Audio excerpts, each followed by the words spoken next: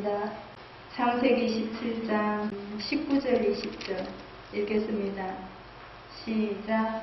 하나님이 가라사대 아니라 내 아들 사라가 정령 내게 아들을 낳으니 너는 그 이름을 이삭이라 하라. 내가 그와 내 언약을 세우리니 그의 후손에게 영원한 언약이 되리라. 이스마엘에게 너는 내 아들을 가르쳤나니 내가 그에게 복을 주어 생육이 중자하여 그로 그의 번성케 하리라. 그가 12 방백을 낳으리니 내가 그로 큰 나라가 되게 하려니와. 아멘. 아멘. 창세기 1장 1절부터 50장 이르기까지 아담의 이야기와 노아의 이야기, 그리고 아브라함을 택한 것과 아브라함의 후손들의 이야기가 창세기 50장까지 걸쳐서 있습니다. 이제 창세기에 있었던 이야기들을 우리가 왜 봐야 되는가? 왜 성경을 이렇게 전서로 묶어가지고 우리가 보는 시대가 됐는가? 하나님이 창세기만 주고 모세오경만 기록해놓고 가셔도 되잖아요.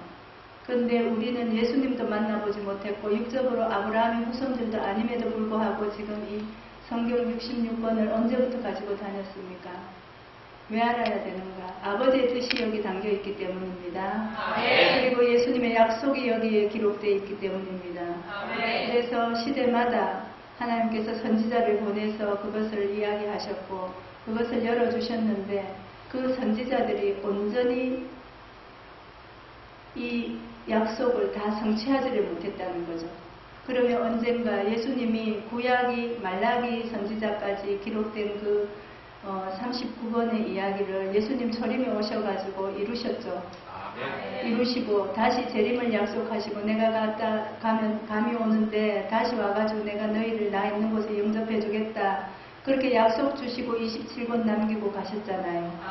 그래서 신구약 66권은 어느 날인가 약속이기 때문에 다 이루어진다는 것입니다. 그러면 우리는 하나님은 약속을 아들을 보내고 선지자들을 보내고 그 생명까지 아끼지 않고 보내면서 다 이루시려고 하는데 우리 인생들이 지금 그 약속을 지금 지키고 있는지를 보셔야죠. 성경적으로. 성경적으로 내가 지금 약속을 지키고 있는지 아셔야 됩니다. 하나님을 부르면서 하나님을 대적하는 자가 되고 있지 않는지, 예수님을 부르면서 예수님을 대적하는 자가 되고 있는 건 아닌지, 내가 지금 마귀짓을 하는지 성령의 사람으로 서 있는지 알 수 있도록 하나님은 이 성경에 기록을 해놨는데 그것을 지금 열어드리기 위해서 제가 이스마엘과 이삭의 이야기를 다시 꺼내들었습니다. 창세기 17장 19절에서는 하나님께서 말씀하시기를 이삭이 나기 전입니다. 정녕 내게 아들을 낳겠는데 그를 이삭이라고 하고 그와 내 언약을 세우겠다 하죠.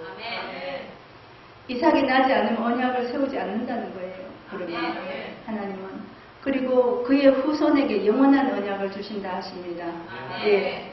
그리고 이스마엘에게는 12 방백을 준답니다. 그리고 큰 나라가 되게 한답니다. 21장 8절에 한번 가보겠습니다. 지금 아브라함이 아이 이삭이 젖을 떼는 날에 대연, 이것은 히브리어 원어를 보면 크게 잔치를 베푸는 것을 둘로 갈라놨습니다. 크다는 것, 대하고 연, 이것을 연회를 하는 것을 갈라놨습니다. 그러면 큰 잔치를 베풀 때 이 이삭과 이스마엘의 이야기가 마무리가 되는 겁니다. 큰 잔치를 베풀 때 하나님이 예수님을 우리에게 보내신다고 약속 주셨죠. 그리고 예수님이 다시 온다고 약속하셨잖아요. 그러면 약속하신 예수님이 오실 때 혼인잔치가 있다고 말하지 않았습니까? 그때 이것이 마무리되는 거예요. 그리고 요한복음 2장에서도 가나 혼인잔치를 얘기하는데 사흘째 되던 날에 그 혼인잔치가 열리죠. 그러면 예수님께서 오셔가지고 십자가 지시고 부활하셨어요. 사흘 만에 부활하셨는데 혼인잔치 하셨습니까? 그때? 안 했죠. 사흘째 되던 날이 하루가 천년 같고 천년이 하루 같다던 그 한가지를 잊지 말라고 했던 예수님이 베드로 사도를 통해서 기록한 그 말씀이 2000년이 지나가고 3000년이 시작될 때 열리는 날을 얘기하는 겁니다. 생각해 보세요. 예수님 오셔가지고 2000년 전에 사흘째 되던 날에 부활했죠. 부활했는데 잔치 벌렸어요. 혼인잔치 안 벌렸죠. 그러면 이것이 언제 일어나는가? 마지막 날 사흘째 되던 날에 일어나는 것인데 보니까 아브라함의 아들 이삭이 젖을 떼던 날에 일어난다는 거죠. 이미 창세기서부터 이야기를 해줬다는 거예요. 그리고 이삭의 씨로부터 하나님이 약속을 했는데 너의 씨가 이제 언약의 씨가 되는 거예요. 영원한 언약의 말씀이 되는 거예요. 너의 씨가. 그러면 우리가 만난 이 이삭은 지금까지 그냥 아브라함과 이삭의 그 어떤 100세에 난 아들, 불가능한 하나님이 생산치 못하는 그 불가능함 속에서도 자식을 주신 거, 이런 거 가지고 지금 신앙을 했습니다. 그런데 하나님은 지금 그걸 얘기하고자 하는 것도 아니고 마지막 때 대연을 베풀 때 이사야서 25장 6절에서 8절에 가면은 면박이 이제 그 산에서 거치어질 때가 있죠. 그러면 그때는 사망을 멸한다 하지 않았습니까? 그때가 대연을 베푸는 혼인잔치 날입니다. 그리고 계시록 19장에서 혼인잔치가 있죠. 그러면 하늘의 영들을 불러서 새들을 불러서 장군들의 고기와 장사들의 고기와 거짓 선지자와 불못에 빠지는 그 멸망자를 짐승을 잡으라 하지 않습니까? 그때가 혼인잔치 때예요. 혼인잔치 때인데 우리는 혼인잔치를 전부 다 뭐 그냥 저 예식장에서 웨딩하는 것으로 지금 이해를 했는지 혼인잔치는 그런 게 아닙니다. 하나님의 사람과 사단의 영들을 가진 사람을 가르는 게 혼인잔치예요. 자, 22장에 가서 보니까 22장에 내 아들 독자라도 아끼지 않았다고 얘기했습니다. 그리고 그 독자 이삭을 번제로 드리는데 아들 대신에 수양 하나를 이미 준비하셨죠. 그래서 여호와 이레라고 말하지 않았습니까? 그래서 여호와의 산에서 준비한답니다. 이사야서 2장에 가면 오라 우리가 여호와의 산에 오르자 그러죠. 말일에 그 산이 선다고 말하지 않습니까? 그러면 예수님께서 오셨을 때 말일입니다. 구약을 통해서 예수님 초림은 말일입니다. 그러면 신약이 이루어질 때도 종교 세상에 기독교 세상 말일입니다. 그러면 그 마지막 날에 이루어지는 여호와의 산에 도의 차원이 높은 산 하나가 선다는 거죠. 그래서 우리가 그 여호와의 산을 지금 준비하는 사람들입니다. 그때 독자 이삭을 변제로 드렸다는 것을 우리는 늘 기억하면서 신앙을 해야 됩니다. 그런데 그것이 이미 우리로부터 언제 이야기입니까? 우리는 본 적도 없고 들은 적도 없고 성경을 통해서만 아는데 우리가 지금 그 믿음을 가져야 된다는 거예요. 독자 이삭은 예수님의 예표였잖아요. 그때 번제로 드렸어요. 그러는데 15절을 한번 보세요. 22장 15절. 이미 두 번째 나타나실 때 아브라함을 부를 때는 예수님께서 두 번째 재림 때 이야기를 지금 기록을 하셨습니다. 그러니까 연결을 못하는 겁니다. 통달을 하시라고 했잖아요. 고전 2장에서는 하나님의 깊은 것이라도 성령은 통달하게 하신다 했죠. 그럼 성령이 역사할 때는 통달을 해야 되는데 너도 나도 다 성령의 사람이라면서 성경은 왜 모르느냐. 그러면 그냥 자기 기분으로 통달한 거지 하나님이 와서 통달시킨 게 아니고 맞죠? 그러니까 통달이 안 된 겁니다.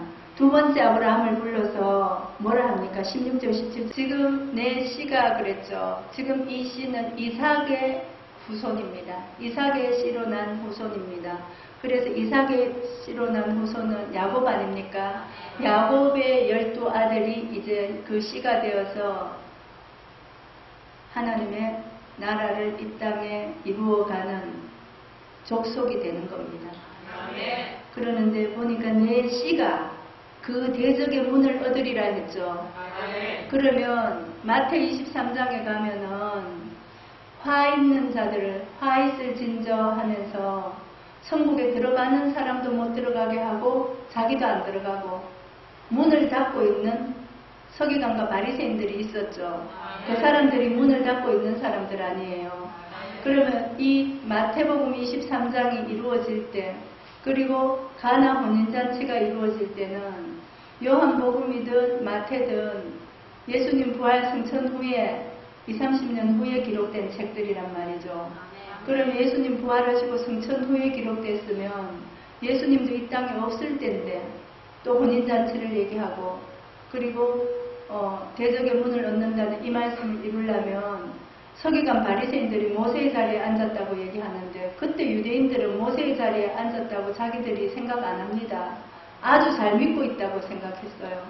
근데 이것이 그러면 27번의 신약은 언제 이루어지느냐? 예수님도 그 땅에 없을 때인데 부활승천 후인데 마지막에 말일에 이루어지는 겁니다.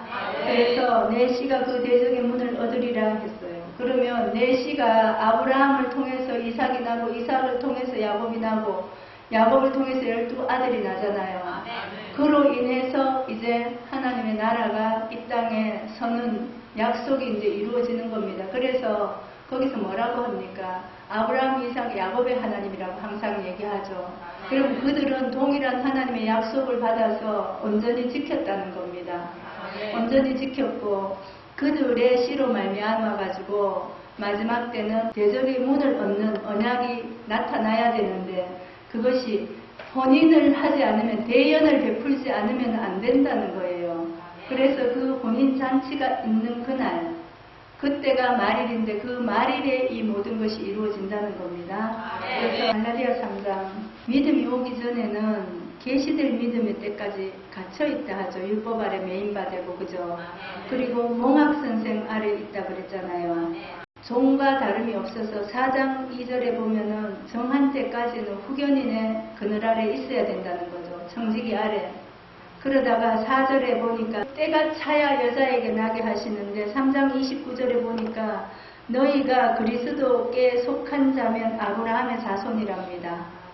갈라디아 교회에 사도 바울이 서신을 할 때 아브라함이 있었어요? 아브라함이 죽고 없었잖아요. 그럼 영으로 지금 아브라함의 후손을 얘기하는 겁니다. 그리고 그 자손이고 약속대로 유업을 이을 자다. 유업 이을 자가 계시록 21장 7절에 나오는데 그 유업 이을 자들이 마지막에 나타나는 이 약속의 문을 지키는 사람들 아닙니까? 언약의 영원한 복음을 증거해줘야 될 사람들 아니에요.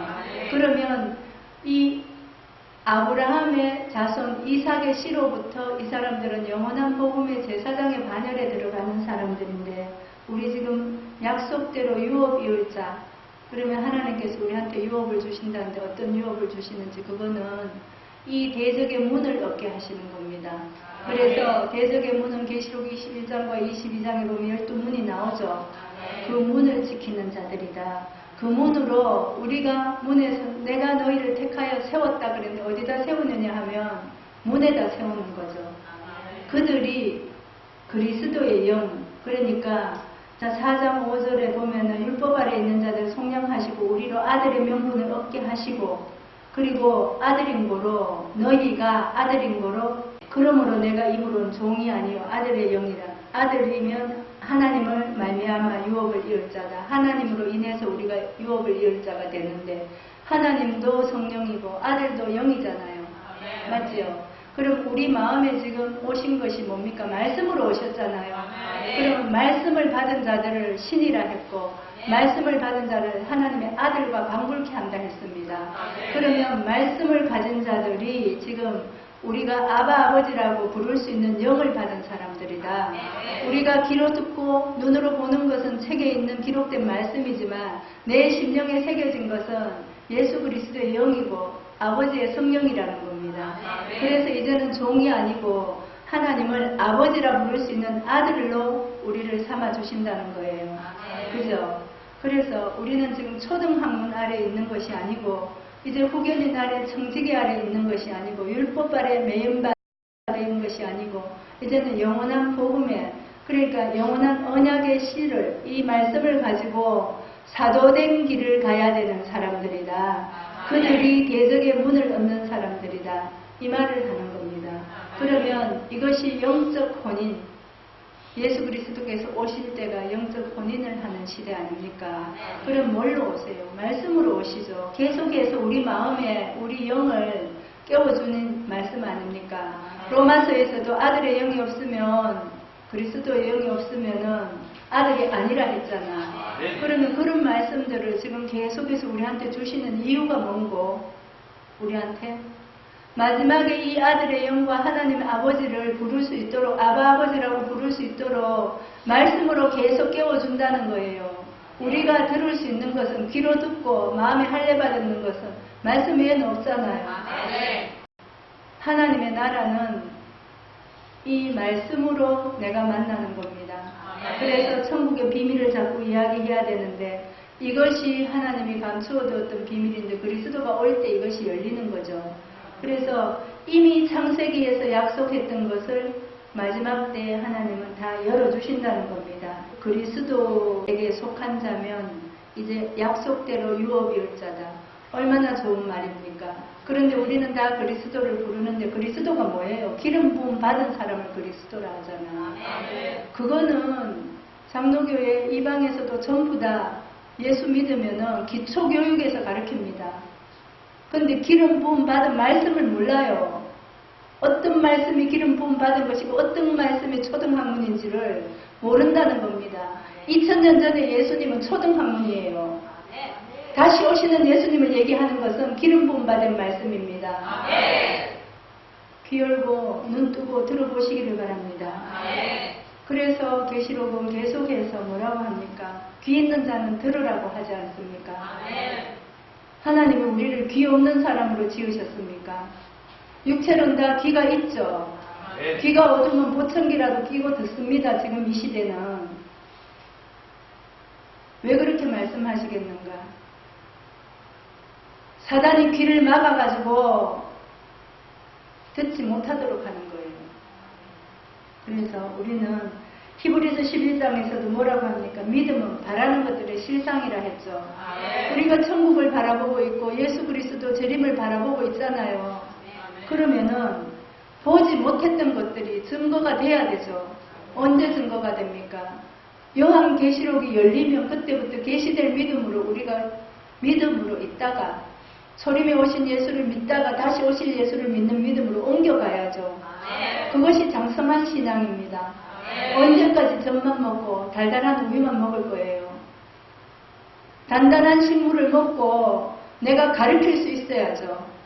내가 예수는 이렇다고 증거할 수 있어야죠. 그리스도가 무엇인지도 모르면서 그리스도를 얘기하는 거예요. 기름 부음 받은 것은 압니다. 사울에게도 기름을 부었고 다윗에게도 기름을 부었어요. 왕을 삼을 때 기름 붓는다는 것은 다 알고 있어요. 그런데 이 시대 우리가 기름 부음 받은 말씀으로 지금 왕 삼을 때 우리에게 말씀 주실 때 정말 이 말씀이 초등학문인지 고등학문인지 알아야죠. 초림의 유대인들은 예수님이 오셔가지고 이사야 선지자 7장에서 뭐라 했습니까? 아들 예수가 나는데 처녀에게서 난다 했고 임마누엘 하리라 했어요. 그들은 예수를 생각을 못했던 겁니다. 그들이 보지 못한 것이 예수 아니에요. 증거받은 게. 그리고 처녀가 나타났으니까 이사야 7장의 예언을 이룬 거 아닙니까? 기록하고 한 700년 있다 이룬 거 아니에요.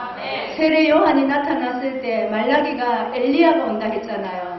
그럼 엘리야의 영으로 세례 요한이 와가지고 일할 때 엘리야를 본 거예요. 그 사람들은. 그러면 그 시대가 예수님 오셨을 시대하고 엘리야 시대하고 차이가 있잖아요. 그러면 몇백 년 있다가 나타난 엘리야를 자꾸 엘리야를 보려고 그래요. 엘리야를 만나도 볼 수가 있겠습니까? 7, 80년 사는 인생들이. 그러니까 말씀으로 만나야 되는데 실상으로 나타났을 때 증거가 되는 말씀을 가지고 모세가 와가지고 증거해주고 다니엘이 증거해준다 하지 않습니까? 그러면 그 선지자들이 우리를 증거해줄 때 우리가 그 말씀과 일치돼서 가면은 그것이 증거받은 사람이에요. 그럼 오늘날 여자에게서 아들이 나야 된다 했잖아. 갈라디아 교회에도. 그러면 여자에게서 아들이 나는 것이 계시록 12장 1절과 2절 아닙니까? 지금 그것을 이야기하고자 하는 거예요. 계시록 12장 1절과 2절 읽겠습니다. 이 12장 1절에 여자가 낳는 아이, 이 아이가 나타나면 용이 나타나서 그 아이를 삼키려고 하는데 이 아이는 하나님께서 하나님 앞과 보좌 앞으로 이끌어가죠. 그리고 장차 철장으로 만국을 다스릴 남자아이라 했습니다. 그러면 누가복음 1장에서는 아이가 심령이 자라가고 이스라엘에 나타날 때까지는 빈 들에 있다 이랬습니다. 그때까지는 광야에 있다는 거죠. 그러면 그 광야에 있는 기간이 아버지의 불 피우는 기간, 그리고 햇빛이 쓸데없고 햇빛이 7배나 밝아지는 그날까지는 하나님께서 이 아이를 자라가게 하신다는 겁니다. 그래서 우리는 일곱 초 때에 등불이 다 밝혀지고 나면 햇빛이 쓸데없고 달빛이 햇빛 같은 그 나라가 계시록 19장의 혼인잔치 후에 열리는 나라 아닙니까? 그러면 그곳에서 선과 악이 갈라져서 무저갱이 나오고 불못이 나오고 유황 불못이 나오죠. 거기가 지옥 아닙니까? 그러면 햇빛이 쓸데없는 주야로 성문이 열려있는, 그리고 12사도가 기둥이 되어서 지키는 그곳이 천국 아닙니까? 거룩한 성 새 예루살렘이 그곳에 서는 거 아니에요? 그 사람들이 영적 혼인, 그러니까 예수님의 말씀으로 무장된 사람들, 내 심령에 하나님과 예수님의 말씀이 와서 함께 한 사람들이 그곳에 세워지는 사람들 아니에요?